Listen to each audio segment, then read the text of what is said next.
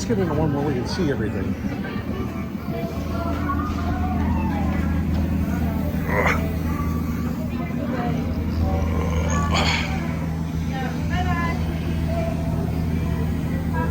Please secure all loose articles, ensure small children are sitting towards the center of the seat, and that all arms, hands, and legs are always kept inside the car. All aboard.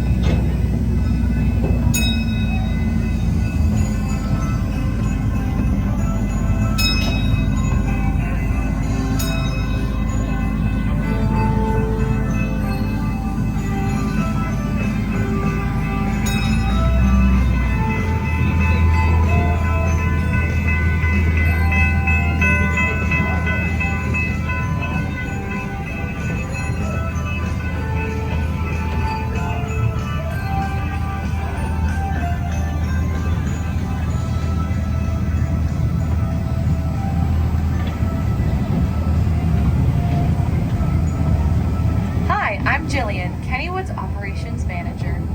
This is the voice of Kennywood. All right, real names. Okay, I'm Joel, and besides being the voice of Kennywood, I've been one of the park's electricians for about 3 decades. And now, let's talk a little bit about the history of Kennywood Park. All right. You're riding aboard the Kenny Express. Parts of this train were first used in the 1939 New York World's Fair. The locomotive, coaches, and theme of the ride have changed over the years, but it took its first ride here at Kennywood in 1945. We should start at the beginning. Our story begins way back in 1818 when Charles Kenny purchased the land that would one day become Kennywood. The land became a popular picnic spot known as Kenny's Grove around the time of the Civil War, and on December 18, 1898, the Kenny family leased the land to the Monongahela Street Railway Company, officially creating our small trolley park. You know, it was Pittsburgh businessman Andrew Mellon who picked the name Kennywood. I did know that, and the Parkside Cafe and the Carousel Burger Company are the only 2 remaining structures from that period. In 1906, the park was sold to 2 families. Those same families owned and operated the park into the 21st century, and you can still find their names here in Kennywood Junction if you know where to look. In those early years, visitors enjoyed picnicking under the many trees, taking a leisurely rowboat ride on the lagoon, and watching shows at the bandstand. The favorite attractions in those days were the dance hall and the Speed-O-Plane roller coaster, along with our oldest. In 1927, we also went a little coaster crazy and added 3 coasters designed by John Miller. The Jackrabbit, Racer, and Pippin all use the natural topography of our land, and each has its own uniqueness. This is also the decade that the famous Kennywood arrows were first seen to help travelers find the park. In 1930, Harry Traver designed 2 new rides for the park, the Auto Race and the Laugh in the Dark. These would be the last new attractions for many years because of the Great Depression. Also the year of Pittsburgh's Great St. Patrick's Day flood. Out of the Depression and into the war era, World War II was the driving force in the 1940s.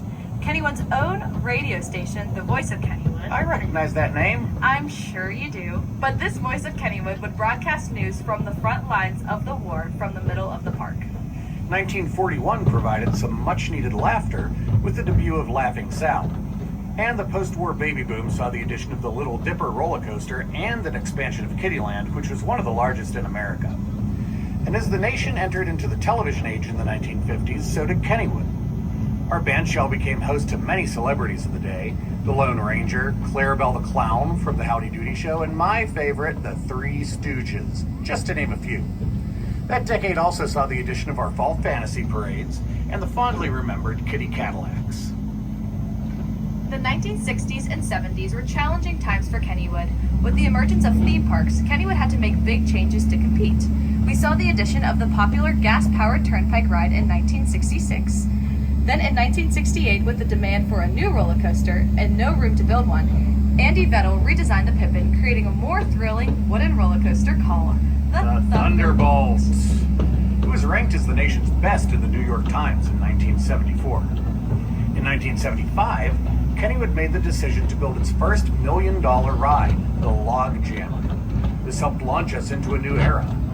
We also decided to retire the popular characters of Henry and Howdy Doody and create our own mascots, including Kenny Kangaroo and Cheaters. But do you know the most important addition to the park in this era? Of course, it was the Potato Patch with its world-class french fries. We opened in the 80s with our first steel coaster, the Laser Loop.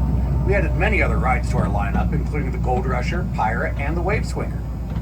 In 1985, we replaced our Music Plaza and the Little Dipper with the Raging Rapids, and in 1988, the park was immortalized by Rick Seaback's WQED documentary, Kennywood Memories.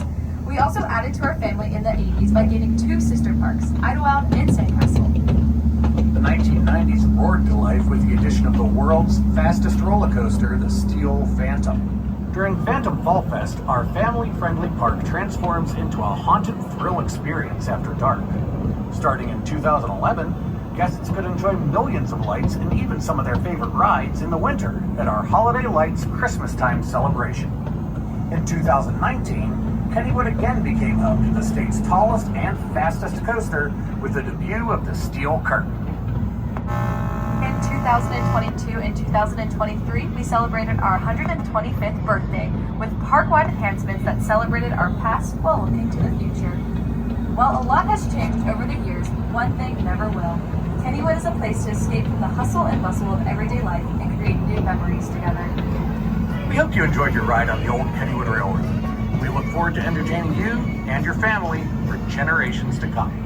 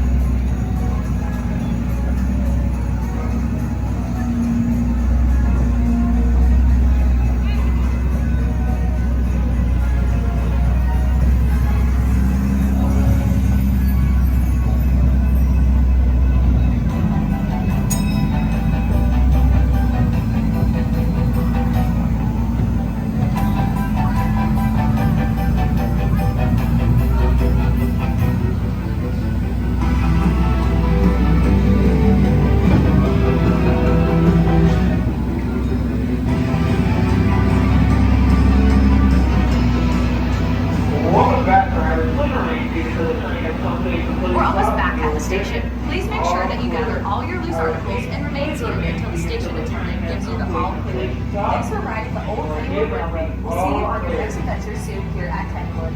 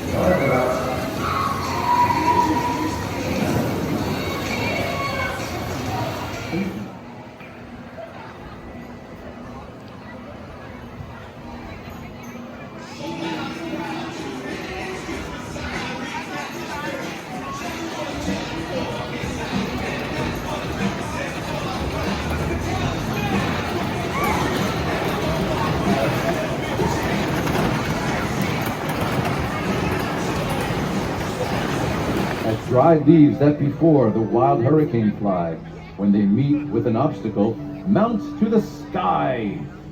So up to the housetop the coursers they flew, with the sleigh full of toys and St. Nicholas too. That St. Nicholas is a cool dude, isn't he?